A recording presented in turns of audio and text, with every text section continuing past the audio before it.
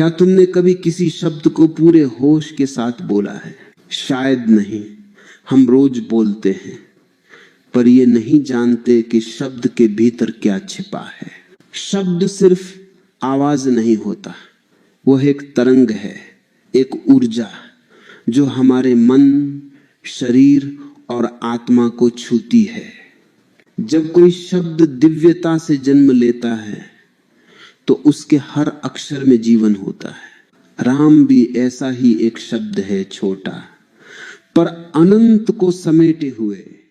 जब तुम रा बोलते हो तो जैसे भीतर एक अग्नि जलती है, चेतना की अग्नि, और जब म बोलते हो तो वही अग्नि शांत होकर एक मधुर ठंडक में बदल जाती है। रा में गति है, म में विश्राम। राम का अर्थ यही है, गति और शांति का संतुलन। ये शब्द केवल जिह्वा से नहीं, पूरे अस्तित्व से बोला जाता है। राम कोई व्यक्ति नहीं, कोई नाम नहीं, बल्कि एक अवस्था है जहां भीतर की बेचैनी समाप्त हो जाती है और मौन खिलने लगता है। जब मन पूरी तरह थक कर राम कहता है, तब वो शब्द नहीं, प्रार्थना बन जाता है। और जब वही प्रार्थना गहराई में उतरती है तो वह ध्यान बन जाती है। शब्द की असली ताकत इस बात में नहीं है कि तुम उसे कितनी बार दोहराते हो, बल्कि इस बात में है कि तुम उसे कितनी गहराई से महसूस करते हो। अगर तुम राम को यंत्रवत बोलते हो तो वह बस आवाज है, पर अगर तुम उसे अपने पूरे हृदय से पुकारते हो तो वह तरंग बनकर तुम्हारी हर कोशिका में गूंजने लगती है। कभी कोशिश करना, शांत होकर, आंखें बंद करके, सिर्फ एक बार राम कहना, धीरे, पूरे होश से, पूरे मन से। तुम देखोगे भीतर एक हलचल उठेगी, कुछ टूटेगा और उसी टूटने से एक नई शांति जन्म लेगी। ये नाम भीतर की सबसे सूक्ष्म परतों को छूता है, ये तुम्हें खुद से मिलवाता है।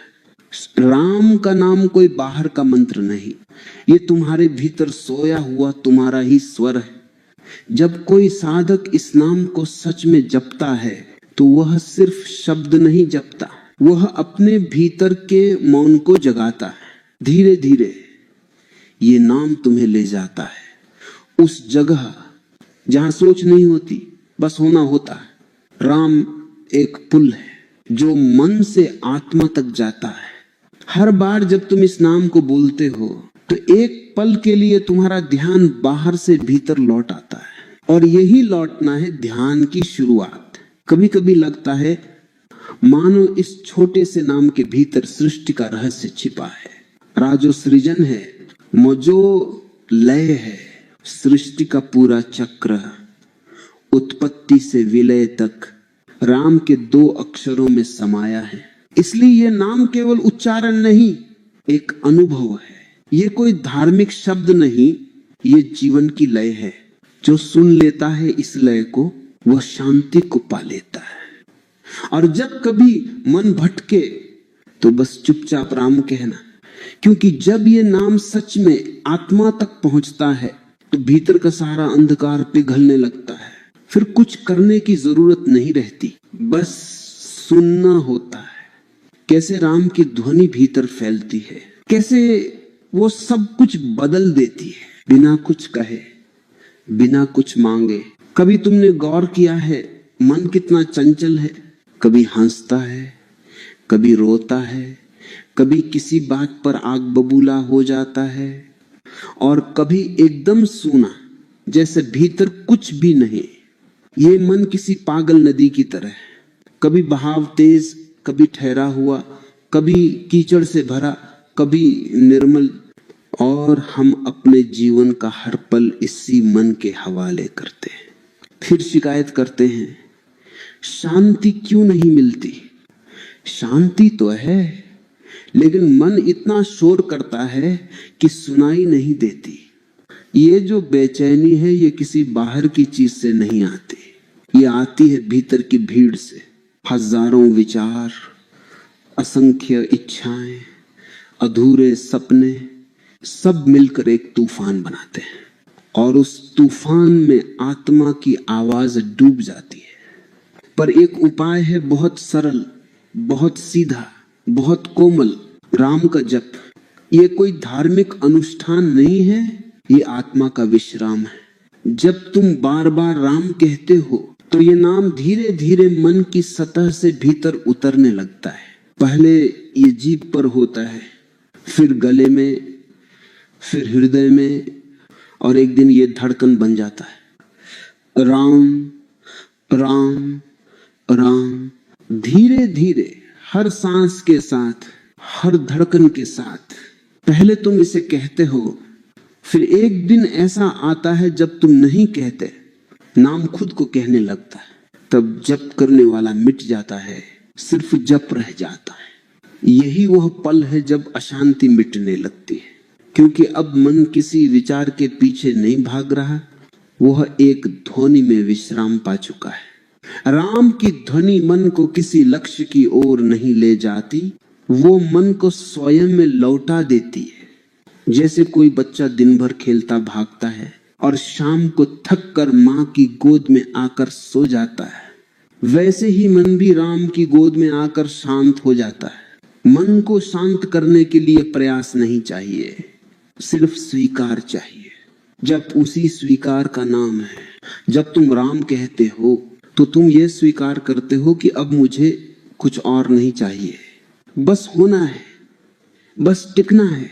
कभी ये अभ्यास करना, शांत जगह पर बैठो, आंखें बंद करो और धीरे से राम कहना शुरू करो। मत सोचो कि कितनी बार कहना है, कितनी देर करना है। बस हर बार राम कहने के बाद अपनी सांस को महसूस करो। धीरे धीरे तुम देखोगे विचारों की दौड़ कम हो रही है, मन का शोर धीमा पड़ रहा है।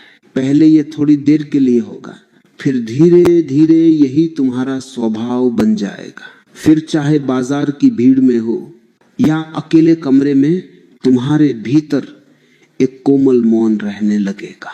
और यही मौन शांति है। वो कोई लक्ष्य नहीं, कोई मंजिल नहीं, वह तो बस तब प्रकट होती है जब मन थक कर रुक जाता है। जब मन को रुकना सिखाता है, वो उसे कोई नया विचार नहीं देता, बस कहता है थोड़ा ठहर जा। और जब मन ठहरता है तो आत्मा का दरवाजा खुल जाता है। फिर राम केवल जप नहीं रहता, वह तुम्हारे भीतर का संगीत बन जाता है। हर सांस में, हर धड़कन में, हर मौन में राम गूंजता है। और जब भीतर राम गूंजता है तो बाहर की दुनिया चाहे जैसी भी हो, तुम्हारे भीतर कोई छू नहीं सकता। वहां तूफान भी आए तो वो भी प्रार्थना बन जाता है, क्योंकि जिसने राम को भीतर सुन लिया उसे अब शांति खोजनी नहीं पड़ती, वह खुद शांति बन जाता है। कभी तुमने किसी मंदिर की घंटी की आवाज को सचमुच सुना है? न सिर्फ कानों से बल्कि पूरे अस्तित्व से। वह ध्वनि जब फैलती है तो एक पल को सब कुछ रुक जाता है।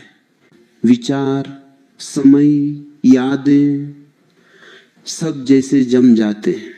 बस एक तरंग रहती है जो फैल रही होती है धीरे धीरे अनंत की ओर। राम का नाम भी वैसी ही एक ध्वनि है, कोई साधारण शब्द नहीं, कोई धार्मिक प्रतीक नहीं। ये तो अनंत की याद है जो हर बार जपने पर तुम्हें तुम्हारे मूल की ओर खींचती है। राम के दो अक्षर रा और मम, इनके बीच जो मौन है वही सच्चा रहस्य है। रा जब बोलते हो तो एक ऊर्जा उठती है, जैसे जीवन की ज्वाला भीतर जल उठी हो। और मोह जब आता है तो वह ज्वाला एक कोमल शांति में घुल जाती है। इन दोनों के बीच का मौन वह है जहां तुम अनंत से जुड़ते हो। कभी कोशिश करना राम को बहुत धीमे बोलना, इतना धीमे कि रा और म के बीच का विराम स्पष्ट महसूस हो। वह विराम ही तुम्हारा द्वार है। उसी विराम में वो अनंतता छिपी है जिसे तुम बार बार